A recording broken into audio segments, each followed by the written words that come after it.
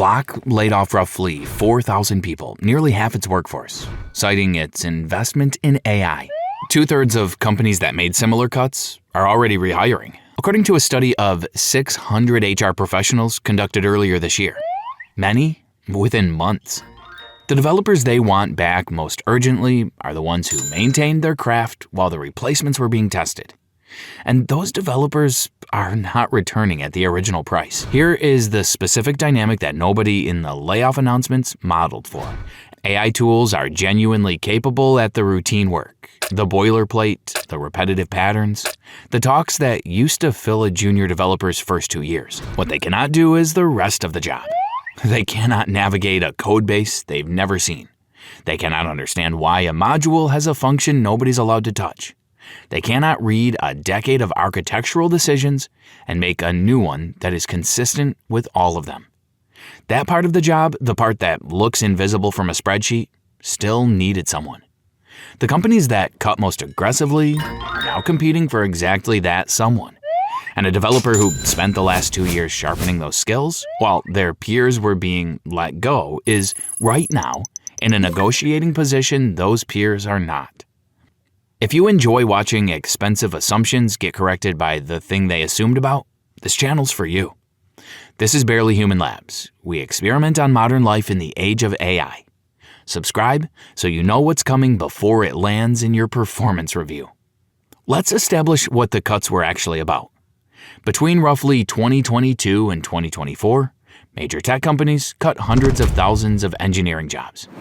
The announcements were framed around AI efficiency. The reality, according to JP Morgan's own later analysis, is that AI accounted for less than 5% of actual layoffs. Most of the cuts were companies that had overhired during a period of cheap money and needed a story that played better than admitting it. AI as the explanation is a much better press release than overhiring. So the AI efficiency narrative spread, and then companies deployed the AI tools in earnest. And the tools did exactly what they were designed to do.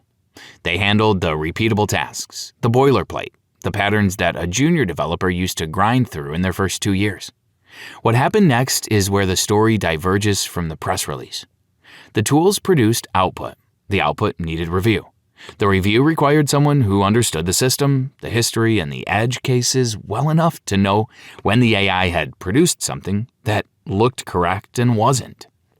That someone was now either gone, or still there, or somewhere else keeping their skills current, watching the cycle play out. Here is the research that did not get the coverage it deserved. A research organization called Meter ran a controlled study on experienced developers completing real tasks with and without AI tools.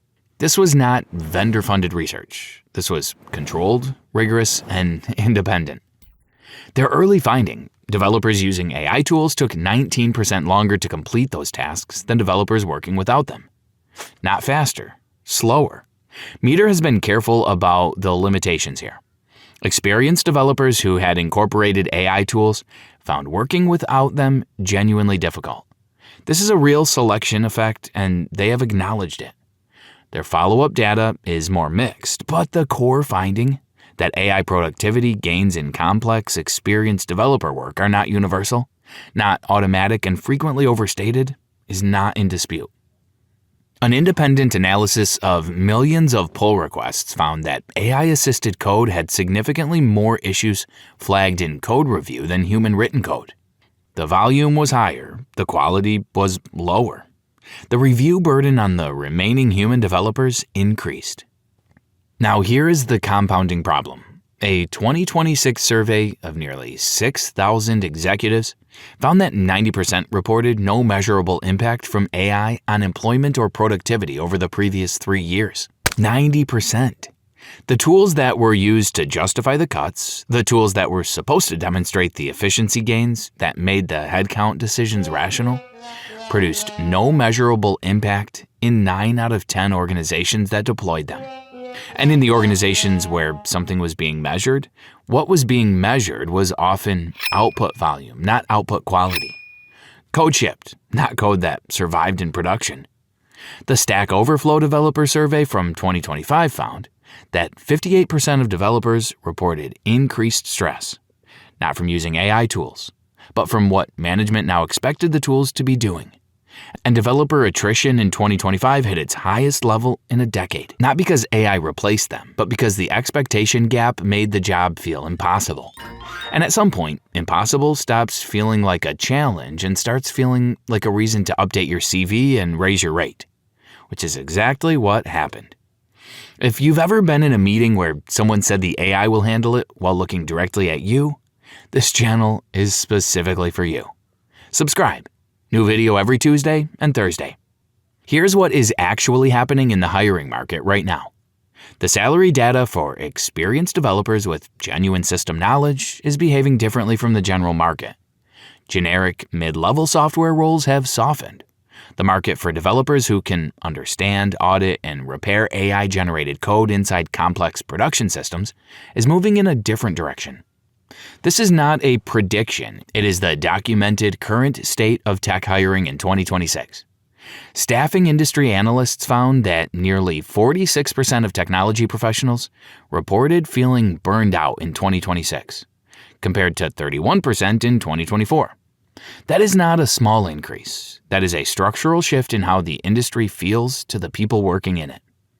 The developers who are not burned out, the ones who maintained their craft, who kept their system knowledge current, who didn't outsource their judgment to the tools, those are the people the market is now competing for. And the companies competing hardest are, in many cases, the ones that contributed most aggressively to the cycle that thinned the supply in the first place. The Career Minds study of 600 HR professionals found that of companies which cut roles to make way for AI, 2/3 had already started rehiring. Over a third had hired back more than half the people they let go. The work did not disappear. The AI did not complete it. The humans came back, and they came back with a clearer sense of what their judgment is worth. If you are a developer watching this, 3 things, simple and specific. 1. The skill that is most defensible right now is system knowledge, not prompt engineering, not knowing which AI tool produces the best output for which task. The ability to understand why a system is built the way it is, read code you did not write, and know when an AI output will fail in 3 months, that is not taught by the AI. It is built by working without it sometimes. 2. The expectation gap between what management thinks AI is doing and what it is actually doing is your leverage. The person who can explain that gap, in terms that land with people who have never written a line of code, is right now more valuable than the person who can simply generate code fast. 3. If you are part of a wave of cuts and are currently re-evaluating your rate, the data supports you. The market for experienced judgment has not softened. The market for high-volume AI-generated output that requires significant human oversight has complications that are now well documented. If you want to go deeper, sources, the data behind this, the studies that did not make the cut, BHL membership gives you that. Link below. This is Barely Human Labs. We experiment on modern life in the age of AI. Subscribe, because the next wave of cuts is already being planned. In a boardroom with a slide about AI efficiency. And the developer being asked to clean it up afterwards is going to be very expensive.